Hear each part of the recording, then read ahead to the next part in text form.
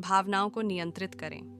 हम अपनी भावनाओं को नियंत्रित नहीं कर सकते हैं, लेकिन हम अपनी प्रतिक्रियाओं को नियंत्रित कर सकते हैं। जब हम अपनी भावनाओं को नकारात्मक तरीके से व्यक्त करते हैं, तो हम आंतरिक शांति खो देते हैं। इसलिए हमें अपनी भावनाओं को स्वस्थ तरीके से व्यक्त करना चाहिए। अपने नियंत्रण से बाहर की चीज़ों पर ध्यान न दें। हम उन चीज़ों पर नियंत्रण नहीं कर सकते हैं जो हमारे नियंत्रण से बाहर हैं। इसलिए हमें उन चीज़ों पर ध्यान केंद्रित नहीं करना चाहिए। इसके बजाय हमें उन चीज़ों पर ध्यान केंद्रित करना चाहिए जिन पर हम नियंत्रण कर सकते हैं। आंतरिक शांति प्राप्त करना एक सीखने की प्रक्रिया है। धैर्य रखें और अभ्यास करें। दूसरों की मदद करें। दूसरों की मदद करना हमें अपने आप से जुड़ने और आंतरिक शांति प्राप्त करने में मदद कर सकता है। याद रखें, आंतरिक शांति एक ऐसी चीज़ है जो आपके भीतर है। इसे प्राप्त करने के लिए आपको अपने विचारों, भावनाओं और प्रतिक्रियाओं पर ध्यान देने की आवश्यकता है। डन। जीवन के क्षणभंगुर स्वभाव को अपनाएं। जीवन क्षणभंगुर है। यह एक ऐसा सत्य है जिसे हम सभी को स्वीकार करना चाहिए। जीवन के क्षणभंगुर स्वभाव को अपनाने से हमें वर्तमान क्षण में जीने और अपने जीवन का अधिकतम लाभ उठाने में मदद मिल सकती है। प्रत्येक क्षण का आनंद लें। हर दिन की शुरुआत करते समय इस बात पर ध्यान दें कि आप जीवन में एक और दिन के लिए आभारी हैं। इस चैनल की सफलता में आपका योगदान सबसे महत्वपूर्ण है। आपकी प्रेरणा और समर्थन की बदौलत ही हम ये सार्थक सामग्री लाने में सक्षम हुए हैं। यदि आप चाहें तो सुपर थैंक्स के माध्यम से या हमारी मेंबरशिप ज्वाइन करके हमें आर्थिक रूप से सहायता प्रदान कर सकते हैं। यदि आप आर्थिक रूप से समर्थन नहीं भी कर सकते तो भी कोई बात नहीं, हम आपके लिए बेहतरीन वीडियो लाने की पूरी कोशिश जारी रखेंगे। आपका हर योगदान हमें और भी बेहतरीन वीडियो बनाने के लिए प्रेरित करता है। आप हमारे लिए बहुत ज़रूरी हैं और हम आपके आभारी हैं। धन्यवाद। और कैसे हम इन दोनों के बीच संतुलन बना सकते हैं? कहानी सुनाते थे बूढ़े लोग। जिंदगी के चौपाल में एक जमाना था जब झूठ का साम्राज्य था वन में। हर चेहरे पर नकाब, हर जबान में फरेब, खुद से भी छिपाते थे अपना ही असली स्वरूप खराब। दौलतमंद झूठ बोलते, सोने के महलों में बैठकर। गरीब झूठ बोलते, पेट की आग बुझाकर। प्रेमी झूठ बोलते, आंखों में झीलों को देखकर। नेता झूठ बोलते, वादों के आकाश को छूकर। पर एक दिन थक गया एक इंसान। दुनिया के इस नाटक से आवाज उठी भीतर से, झूठ के साए से निकलने की। वो उठा, हटाया नकाब, सच की किरण को झेलकर। जिंदगी में क्रांति लाने की ठानी, झूठ की दीवार गिराकर। सच की राह आसान नहीं थी, कांटों भरा था हर कदम। रिश्ते टूटे, समाज हिला, हंसी उड़ी दुनिया की हराम। पर वो चला, डगमगाया नहीं, हार का स्वाद न चखा। हर झूठ के पर्दे को खोला, हर सच को जोर से कहा। धीरे धीरे जगी चिंगारियां, सच की आग फैलने लगी। लोग उठे, नकाब फेंके, जित्र दगी सच की ओर चली। झूठ के महल ढहने लगे, सच की इमारत बनने लगी। प्रेम सच्चा हो गया, वादे पूरे होने लगे। आज वो इंसान मिसाल बन गया, सच की क्रांति लाने का। झूठ का साम्राज्य खत्म हुआ, सच ने सिंहासन पाया। हर चेहरे पर सच्चाई, हर जबान में निश्चलता। जिंदगी खुली किताब हो गई, हर पन्ना साफ खुला हुआ। तो दोस्तों, झूठ के जंजीरों को तोड़ दो, सच की हवा में सांस लो। अपने भीतर के झूठ का नाटक बंद करो, सच की सिंहासन स्थापित करो। यही है वास्तविक सुख, यही है असली जीना। झूठ का नाटक छोड़ो, सच के दीप जलाओ, जिंदगी को नया बनाओ। सच की रोशनी में चलो, जिंदगी को सिखाओ। झूठ का सामना करो, सच का परचम लहराओ। वल उच्च विचारों तक सीमित नहीं होती, बल्कि इसे हमारे रोजमर्रा के जीवन और व्यावहारिकता में भी उतारा जा सकता है। आध्यात्मिकता और व्यावहारिक जीवन के बीच संतुलन हमें एक समग्र और सार्थक जीवन जीने की कला सिखाता है। समर्पण और स्वीकार्यता। ओशो के अनुसार समर्पण और स्वीकार्यता हमारी आध्यात्मिक यात्रा के महत्वपूर्ण पहलू हैं। जब हम जीवन के प्रति समर्पित होते हैं और हर स्थिति को स्वीकार करते हैं, तो हम अधिक खुशी और संतोष का अनुभव करते हैं। जीवन का उत्सव, द बुक ऑफ सीक्रेट्स, हमें सिखाती है कि जीवन एक उत्सव है और हमें हर पल को पूरी तरह से जीना चाहिए।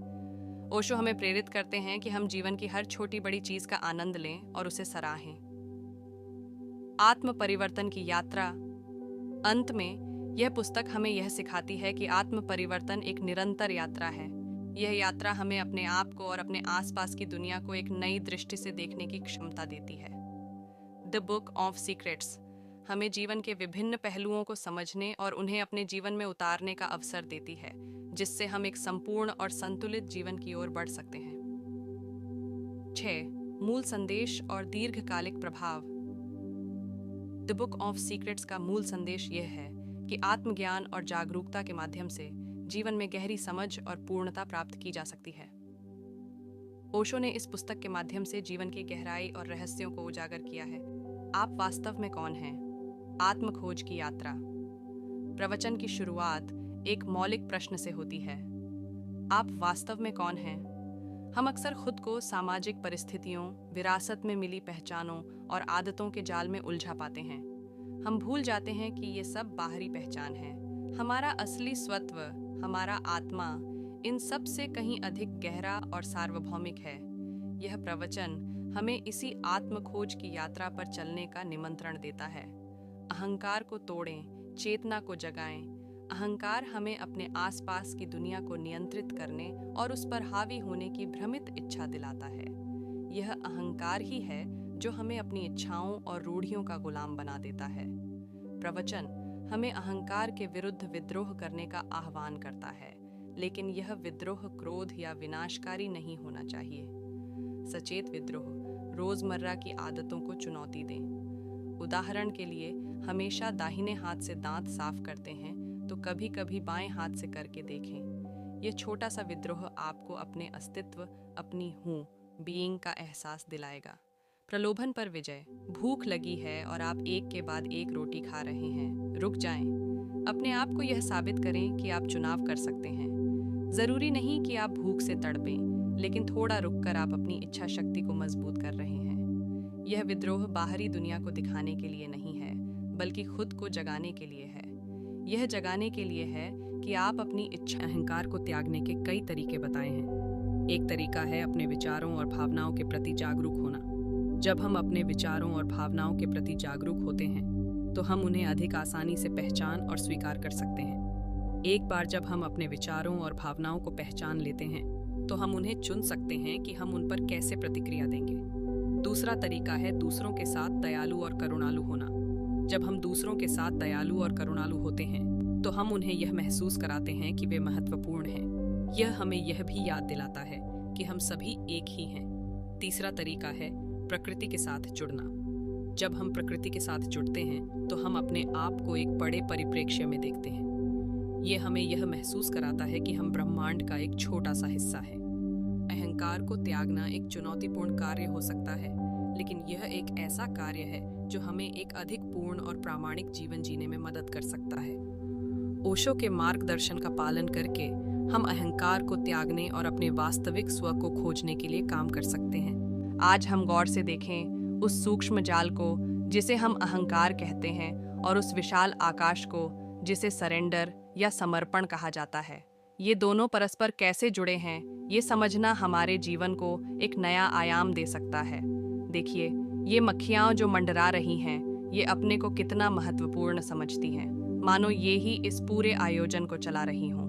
इन्हें लगता है कि अगर ये न हो तो सब कुछ अस्त व्यस्त हो जाएगा, पर सच पूछिए तो ये सिर्फ व्यर्थ का हंगामा कर रही हैं। ये न हो तो भी ये सिलसिला चलता रहेगा, ये व्यवस्था चलती रहेगी। इसी तरह हम मनुष्य भी अक्सर भ्रम में जीते हैं। हम दौड़ते भागते रहते हैं, अपने को दुनिया का भार उठाए हुए समझते हैं, मानो हमारे बिना ये संसार थम जाएगा। हम मीटिंगों में भाग लेते हैं, फ़ोन कॉल करते हैं, घर के कामों में उलझे रहते हैं, और हर काम के पीछे एक खामोश विश्वास होता है, ये सब मेरे बिना नहीं चलेगा। अहंकार का कुटिल खेल। ये विश्वास ही अहंकार का खेल है। अहंकार हमें जिम्मेदारियों का बोझ थमा देता है। वो कहता है, देखो, ये सब तुम्हारे ऊपर है, तुम्हें ही ये सब करना है। वो हमें भविष्य की चिंता से भर देता है। वो कहता है, कल के लिए कुछ सोचना नहीं है क्या? अगर तुम न करोगे तो कौन करेगा? जिम्मेदारी का बोझ। इस तरह अहंकार हमें जकड़। एक व्यक्ति से पूछिए कि वह धर्म का पालन क्यों करता है, तो वह जवाब देगा, क्योंकि यह मेरी जागृत चेतना का चुनाव है। यह एक सचेत निर्णय होता है, न कि बाध्यता। सच का सामना। आत्म सुधार की राह। अपने आप से सच का सामना करें। यदि आप जानते हैं कि आप गलत रास्ते पर चल रहे हैं, तो उसे स्वीकार करने में हिम्मत दिखाएं। गलती करना कोई बुरी बात नहीं है, लेकिन उसमें अड़े रहना ही भारी पड़ता है। एक बार जब आप यह स्वीकार कर लेंगे कि आपका वर्तमान काम आपके मूल्यों के अनुरूप नहीं है, तो आप बदलाव लाने की दिशा में कदम उठा सकते हैं। बदलाव की राह कठिन पर संभव। यह बदलाव आसान नहीं होगा। आपको शायद अपनी आदतों, सोच और शायद अपने करियर पथ को भी बदलना पड़े, मगर यह असंभव भी नहीं है। यदि आप दृढ़ संकल्पित हैं और अपने मूल्यों के प्रति सच्चे हैं, तो आप निश्चित रूप से सकारात्मक बदलाव ला सकते हैं। आत्मज्ञान की रोशनी खुद को बेहतर तरीके से जानने का प्रयास करें। आत्मज्ञान प्राप्त करने से आपको यह समझने में मदद मिलेगी कि आप असल में क्या चाहते हैं और आपके मूल्य क्या हैं। आप विभिन्न आध्यात्मिक या दार्शनिक ग्रंथों का अध्ययन कर सकते हैं, ध्यान का अभ्यास कर सकते हैं या किसी अनुभवी मार्गदर्शक से सलाह ले सकते हैं। आज के लिए बस इतना ही। सब्सक्राइब और शेयर करना न भूलें। अपने सुझाव कमेंट में ज़रूर दें। धन्यवाद। आशा है कि आपको आज की बातें पसंद आई होंगी। अगली बार फिर मिलेंगे। तब तक सुरक्षित रहें और स्वस्थ रहें। नमस्ते।